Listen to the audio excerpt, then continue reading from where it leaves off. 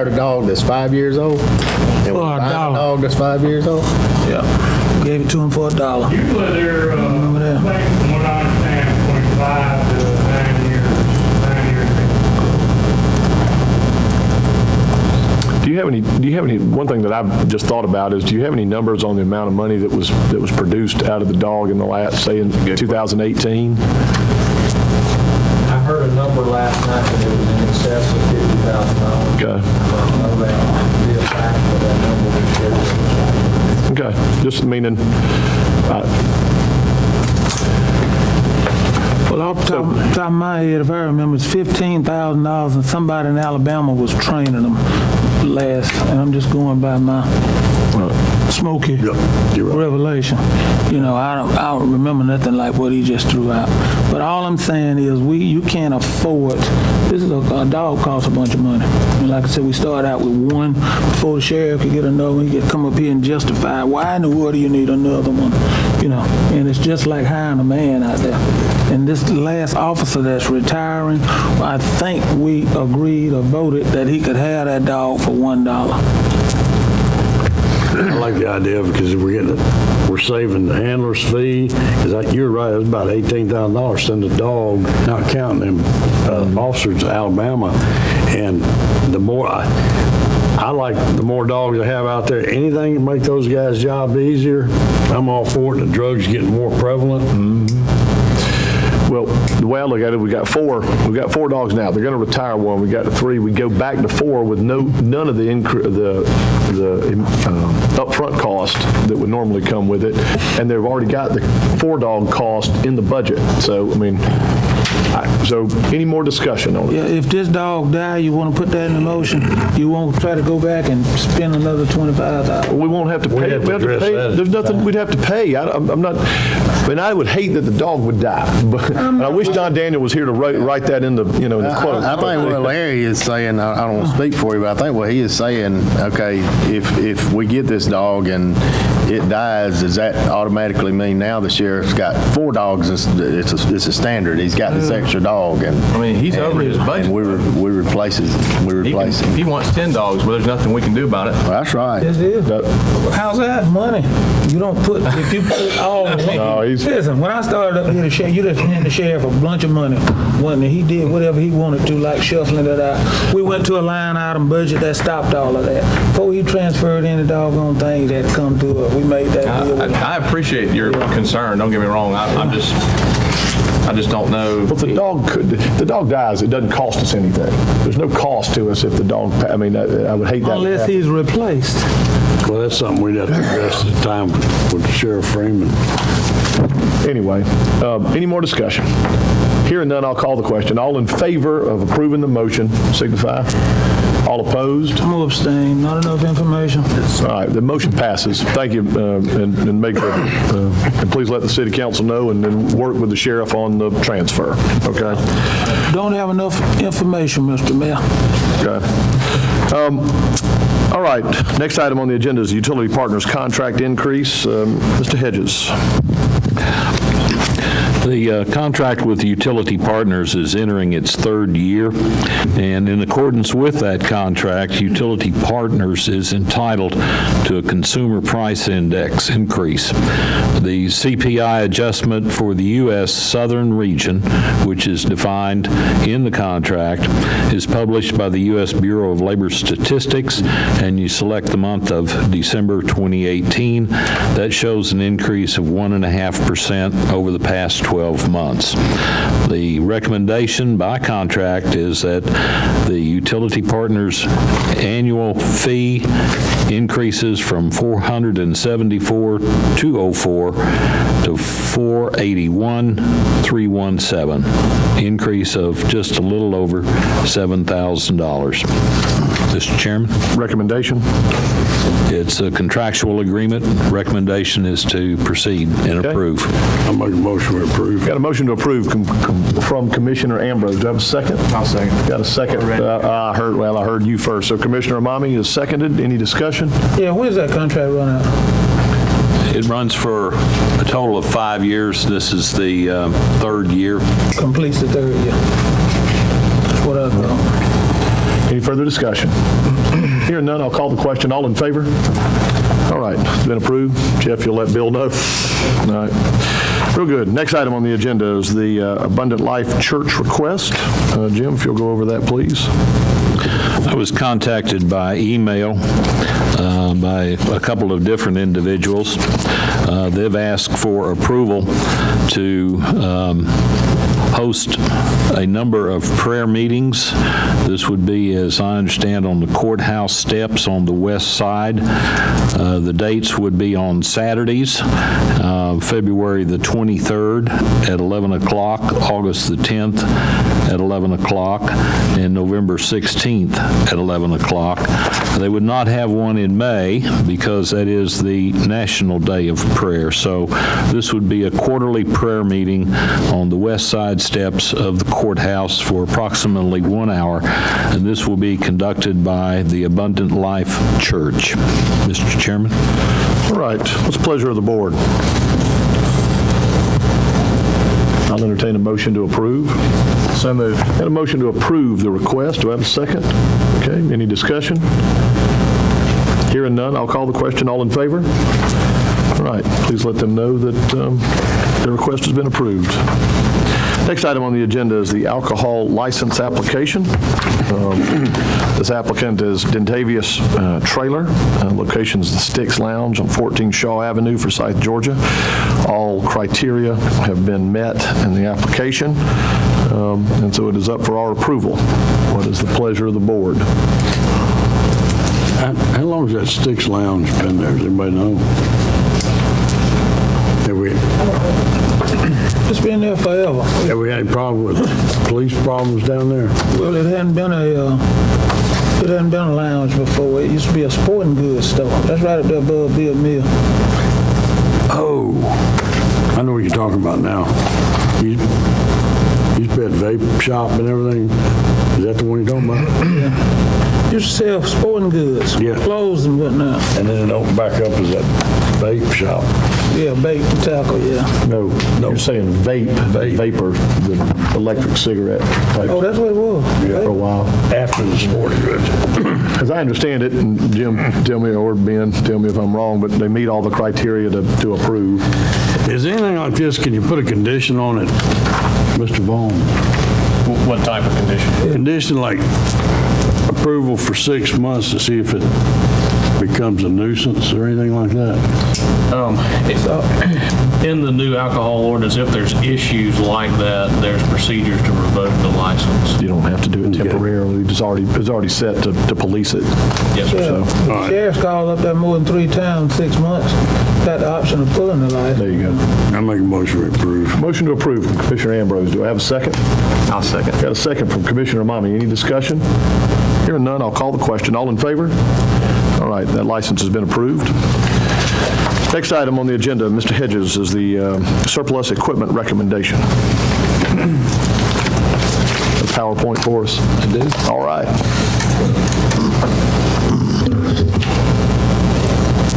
Just for the record, where's that picture from? I have no idea. I don't know. It's California. I'd love to drive that one. Yeah, me too. In that Tesla. I have several items of equipment that needs to be surplused. Photos of that equipment are in your handout. From Public Works, we have a John Deere 5075 tractor. It has a number of hydraulic issues, like a lot of leaks. And the Ford F700, that's the sander that you agreed at the last meeting to replace. It has a number of mechanical issues. In the Recreation Department, there's a John Deere 850 tractor. It is non-operational.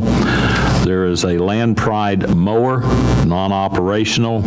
Kubota L3650, non-operational. Bush Hog mower, non-operational. There's a John Deere 4010, requires considerable maintenance to keep it running. And the Snapper Pro 61, it's old and needs considerable maintenance. And looking at the photos in your handout, some of those, it looks like they've got weeds growing around them. They haven't been used in such a long time. So the motion required from the commissioner is the identification of these pieces of equipment to be surplused, sold as scrap, or to the highest bidder. Mr. Chairman. Okay. Y'all have heard y'all have seen the presentation, you've heard the recommendation. What's the pleasure of the board? Where do we surplus these at? If there's any value to them, we'll advertise them to the seal bids, get the highest bid, and as is, where is. If not, if it's going to the scrapyard, the maintenance department will haul it down to a scrapyard in Macon. Because these tractors are worth something, even for parts and stuff like that to rebuild. And sometimes they put it on GovDeal, going to auction.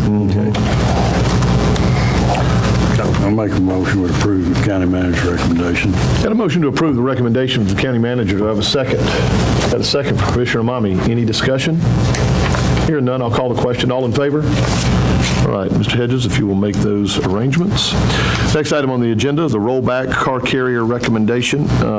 Last meeting, we talked about this. We tabled it, just wanting to get a little extra information about the value of buy-in as opposed to paying for the service. I think we've gotten that information. County Manager? Another kick at this can, gentlemen. We don't own a car carrier or a rollback vehicle.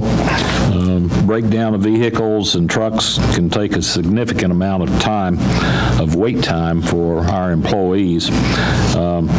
How do we move scrap vehicles at the maintenance shop? It's very difficult. I went down there, and this is right at the front of the facility. There's a number of vehicles there, both employees and some waiting for maintenance, but there are 8 vehicles in this photograph that are waiting for the scrap yard.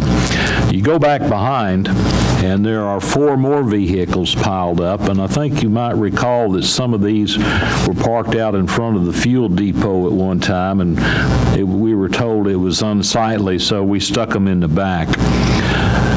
On the south side of the building, there are some sheriff-related vehicles that are in there that have been impounded. This little vehicle on the left, it's been there since about 1995 and has not moved. But there's 8 vehicles back there, so 8 in the front, 4 in the back, 8 on this side. I'm up to 20, and we're getting ready to scrap 31 additional vehicles, so we'll have 51 vehicles piled around there with no way of moving them. Let's go into the junk business. How about that? We might be able to do that. Last year, we spent a total of about $15,000 hiring to move vehicles around. $6,000 of it was for city-related vehicles, and I would imagine moving 51 additional are going to be more than that.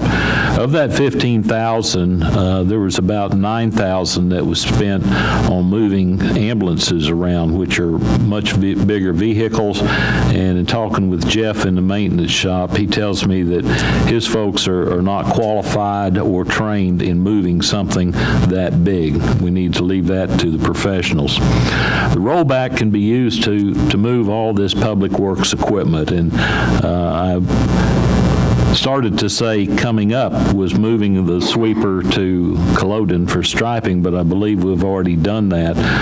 This was a conversation that I had with Junior just last week. And you have to ask yourself, what value can we place on just having something of convenience? This is the preferred vehicle. It's a Ford F-550. Car carrier rollback, has a 19-foot bed. We got 2 prices on these. One is on a 2018 model, one is on a 2019.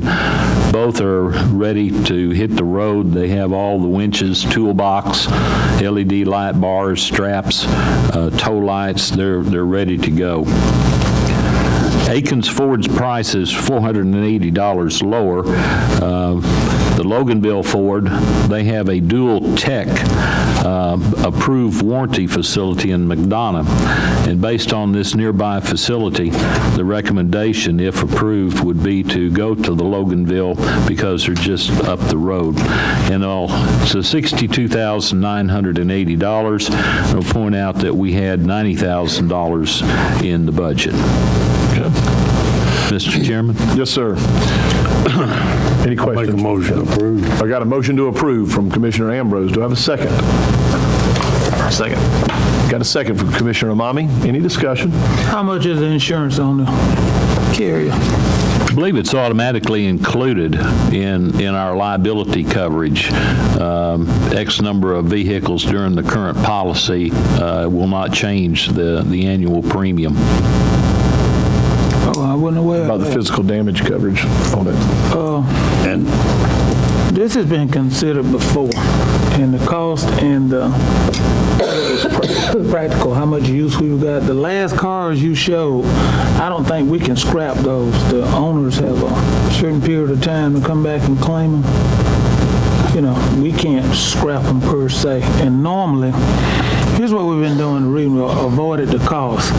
Every legal record service that's licensed here with liability insurance and have a fenced area, they pull in all the cars. And the few cars that he's talking about down there at the road department, we use the loader to move them around. And they have been using those old Fords you saw for scrap parts, different things. And they're about to run out of those Crown Vics, so they'll soon. And you know, you gave so many of them to the state up there. But all I'm saying is the use. We looked at the use, how much use we were going to get out of them, the cost of the insurance, and the cost of the appliance itself, and who was going to operate it. That's the other thing. So it's been considered before. So looking at all factors, I think I'm for anything you can get by without. Cost-wise, with the way we scrapping pennies, we need to do it. And I don't see where this will save any money. You know, we got about 5 different, right off the top of my head, 5, mid-Georgia, 6 people we contract with. Each one of them take a month. but we don't have a contract with any of them. They rotate it. There ought to be a contract where they pay the county a fee. Pay the county a That's fee. exactly right. Every other Oh, city boy. does that. City of Show me one. Atlanta, Bibb County, the record service, they got a contract for every impound. The city or the county gets a portion of it. We can discuss that at a later date. Right now, we've got a motion on the table and a second to approve purchase of this. So This rollback can be utilized a lot by our road department too. Doing what? Wouldn't you like the street sweeper? We got streets all over the place. We got that new sweeper bus. You haul that around. I mean, there's a lot of things they use it for. We got a low back. We got 2 doggone dump trucks down there that's pulling 2 trailers. Can move that just like we're moving it now. Okay, let's vote. I do have a comment. Go ahead. The comment is, you can call for South Recycling. If you got a title for your vehicle, they'll come pick it up and it don't cost you a thing. I just throw that out. But my question is for Junior, is this going to be, and I know it's going to be a help for the vehicle maintenance. Is this going to be a substantial help for you?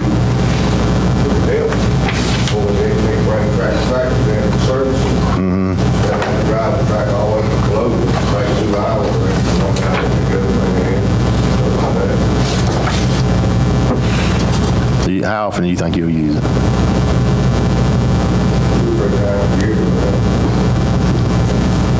And how's it done now? We're using the doggone trailers that the backhoes travel on. We got 2 of them. One need welling up right now. Go and look before you vote on something. any other discussion? Hearing none, I'll call the question on, you got the motion is to approve the purchase. You got a motion and a second. Call the question. All in favor?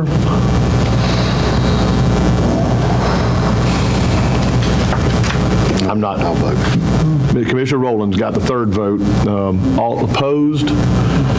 I'm kind of where I think Rowland was, but anyway, that motion's approved. Please make the appropriate. On the junkyard. Appropriate arrangements, Mr. Hedges. Next item on the agenda is the bereavement policy. I'll vote for that. County Manager? I'm getting there. Okay, so, I think in December, the commissioners approved a new personnel policy manual. And from time to time, new policies need to be added, and this is one of those policies. It's called the bereavement leave policy. It establishes some uniform guidelines for providing paid time off to employees of Monroe County for absences relating to the death of an immediate family member.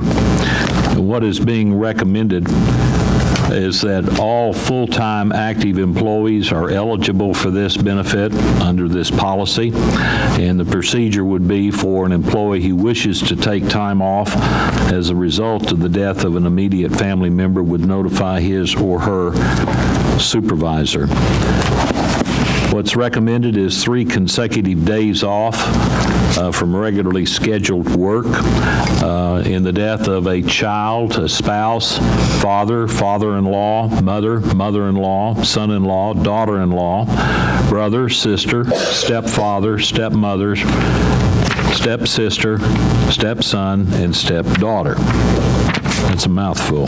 yes, sir. 1 day off from regular scheduled duty for a brother-in-law or sister-in-law, an aunt or uncle, a grandparent, a grandchild, or a spouse's grandparent.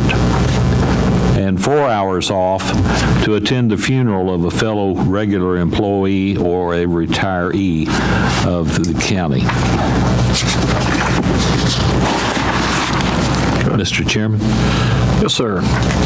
We got a recommendation from the county manager to approve the recommended bereavement leave policy for all full-time employees. What's the pleasure of the board? Move to approve it. Got a motion to approve from Commissioner Evans. Do I have a second? Second. Commissioner Mommy, second. All right, we're in discussion. I agree with a lot, but I'd take out all the step stuff from that 3 consecutive days. I think it's the basic family, the grandparents. Do we have any idea how often this would have occurred, say, in 2018? No, I have no idea how often it occurs. I mean, well, my point being, Yeah. just, I understand that that's, it's a wild guess, but, and I think my other question is, why wouldn't these just come out of personal days? The current policy gives 24 hours for immediate family members. So, I mean. That you're allowed to use of your personal days? No. You can use your Only personal gives days. 24 hours, Bereavement pay.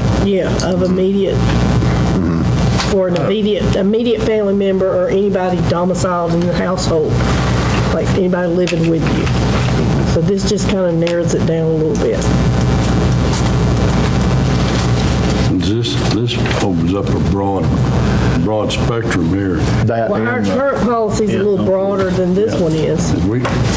From previous employments where we'd have people that have 15 stepbrothers. well, and how many aunts and uncles do people have, too? I mean, That's where my heart burns. Yeah. Aunts and uncles. I mean, that could be endless. The rest of it, I'm okay with. I misunderstood. I'll have to. we've already got 24 hours, but that's for immediate family. I thought we were talking about, like, never mind, I think you should go to 3 days bereavement for immediate family. The 24 hours is 3 days. Yeah, Oh, you're talking about 24 paid hours? Yeah. Excuse me, I was thinking you're talking about the 24-hour period. yeah. With regards Except for, to, with your fire and EMS, that would be one shift for them. For a regular 8-hour see what person, you're it would be 3 days. So you're saying right now, our policy already for immediate family, does it define immediate family, or just say who lives in the household is what you're saying? No, I think it gives a little definition in there. I'd have to go get it and give you the. Well, that makes it a little different that we're already doing 3 days, 3 paid, But I 8-hour think time. in the current policy that y'all adopted, it didn't have it in there, did it? But I think it should be for the brother, sister? The current personnel policy does not include a bereavement leave. But the old one The old did. one did. So now we're having, I got it, so now we're coming back and, Yeah. all right. And with regards to stepfather, stepmother, my wife never knew her real father, Right. but she knew her stepfather for 30 or 40 years. Sure. I have a stepbrother who's, I mean, same thing as a brother to me. Yeah. Since I was 5 years old, so. But, I mean, I do, I misunderstood the whole thing. I think people need to take their days off. I mean, this is why we give people, part of why you get some of that time off. I mean, I don't know if we could put Well, you've already for the- cut the way they the approved. 3 consecutive for the immediate family. I get that. What was it before? What was the package before we changed it? Is it simple? 24 hours. Okay, that was what you were saying. All right. We didn't give 8. All of these different, for everybody listed on here? Like, have we added The old policy just said in the household, Yeah. that live in the direct family members in the household, as I'm understanding it from them. Where are we at here? I'd be agreeable to change it to what they've got here, that 3 consecutive days off, put that as a definition of that. But what about the one day, the 1 8-hour from regular, for in-laws, aunts, uncles, grandparents, grandchild? I mean, I would agree to that if you took out aunt and uncle. This one here, we're talking about that 1 day off, yes, sir. Eddie's saying that. I'm with Eddie on that. to put it in, And to add it or not? to take out aunt and uncle and leave it. Okay. Some people closer to them than That's they are to true. them. Yeah, that's true. I mean, But, I mean, But then some people have got 20 aunts and uncles. I mean, it's just Well, that's be true. endless, I had Where do that you many. put them? I got that, man. You don't know. You take personal day. We've got a motion and a second to approve, so we can, Can we, I'd like to add to that motion that just put this page 2, this bottom square, as the definition of and not do the 1 day for grandparents, for brothers-in-law, sisters-in-law. You don't want to do that. You would let that be a personal leave day or something like that. if they want to make a motion. And what was the past policy for any other family members not in? I mean, brother-in-law, sister-in-laws, grandparents were included. In the Aunts and 3-day? uncles were not, yeah. I thought you said it was only immediate Well- family members. Well, it's immediate family that included your in-laws. So it wasn't just who lived in the household. It just, the only difference is it didn't, our policy before didn't include aunts and uncles. Let's take out aunts and uncles. If Larry will accept, sounds like I'm hearing a request to make an amendment that we delete aunts and uncle from the 1 day off regular scheduled. And that actually drops the amount that we were given for the rest of these, because we were given 3 days on the brother-in-law, sister-in-law, grandparent, grandchild, spouse's grandparent. So we're we're actually lowering what we were going to do. We take out the aunt and uncle, which is what we're doing anyway. And then the 4 hours for 4 hours off for the fellow regular employee, was that in our old policy? That was not, so that's an addition, but that's okay. All right. Would you accept an amendment? Yeah, if we To move take the aunt and uncle out and then approve the rest? Are we clear on that? Okay, so you accept that amendment? You seconded it, George, so do you accept that as well? All right, so we got a motion and a second to approve as presented minus aunt and uncle under the 1 day schedule. All right, hearing no further discussion. yeah, I got one more. Yeah, Sorry, go ahead. one Yeah, thing that I can't get out of my brain here. I mean, is the entire county going to shut down? And I hate to be a jerk and ask this On that question. 4 hours. but On the 4-hour thing, I mean, are we shutting the entire county down by approving this? I believe it would be. I just, who would not want to take 4 hours off paid time every time somebody passes away? I think you'd have to limit that to, you've had to work with the individual, or it's in their Actually, when I read the leave policy, it says, provided such absence from duty will not interfere with normal operations of the company. That And puts a lot of weight on your shoulders. Well, and on the department heads, To too. decide who gets to go and who doesn't. Department heads, too. I say we take that out. If they meant enough to you for you to take some time off out of your time off or your sick leave, or let them take it off of sick leave or personal time or whatever, I'm not trying to be inhumane at all, but we got 300-something employees, to include part-time. This counts for part-time, and,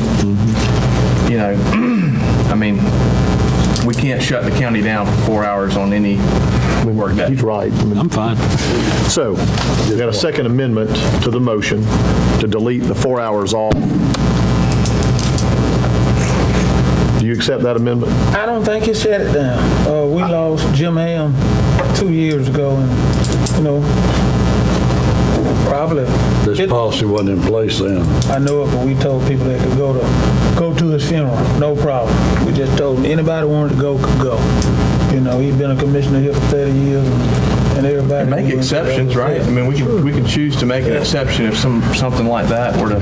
And surprisingly, in the past, you've had one person in the office say, I know in hours, I'll stay here and keep the office open. That's right. We've never had a problem with that. I'm good either way, so, I'd say do it on a case by case in that kind of a situation. So to clarify, we've already got the amendment to take out aunt and uncle from the 1 day. What you're also wanting a second amendment to just delete the 4 hours off as part of official policy. Okay? Larry, do you accept that amendment? Yeah. Okay. George, you're making that amendment, and you're the one that seconded it, so I'm sure you're good. We're clear, approving it as presented, minus aunt and uncle on 1 day, no 4 hours off in the policy for a funeral of a fellow regular employee or retiree. All right. Hearing no further discussion, I'll call the question. All in favor? All right. That passes, and if y'all will make the appropriate changes. Number 8 number 9 actually technically on the agenda is collection agency recommendation. County Manager? You bet. Some general information. We have approximately 4,000 water customers. 787, or 20% of those, are inactive accounts. 1,700 of our customers paying their water bills are past due. Right now, we have $254,700 in outstanding accounts receivables, of which $148,000 relates to inactive accounts. $106,700 is past due relating to active accounts. A collection agency is needed for those inactive accounts. A company out of Macon called Advanced Bureau of Collections, LLP. It's recommended by Utility Partners. Basically, uncollected accounts after 90 days will be turned over to 3 credit agencies.